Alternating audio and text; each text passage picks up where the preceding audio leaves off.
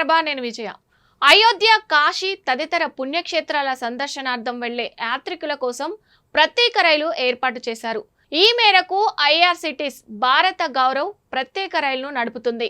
ఈ టూర్ ప్యాకేజీలో మొత్తం 9 రాత్రులు 10 పగటి వేళలుంటాయి. ఈ భారత్ గౌరవ్ రైలు డిసెంబర్ 11న సికింద్రాబాద్లో బయలుదేరుతుంది. పుణ్యక్షేత్రాల దర్శనం తర్వాత 20న తిరుగు ప్రయాణమవుతుంది. ఈ రైలు తెలుగు రాష్ట్రాల్లోని ఈ స్టేషన్లలో ఆగుతుంది. సికింద్రాబాద్లో ఈ రైలు ప్రారంభమై కాజీపేట, ఖమ్మం, విజయవాడ, ఏలూరు, రాజమహేంద్రవరం, విశాఖపట్నం, విజయనగరం రైల్వే స్టేషన్ల మీదుగా ఒడిశాకు వెళుతుంది. అక్కడి నుంచి పుణ్యక్షేత్రాల సందర్శన ప్రారంభమవుతుంది. పూరిలోని జగన్నాథ ఆలయం, గయాలోని విష్ణుపాద ఆలయం, కాశీ విశాలాక్షి, వారణాసిలో కాశీ విశ్వనాథ ఆలయం, అన్నపూర్ణాదేవి, సాయంత్రం గంగాహారతి ఉంది.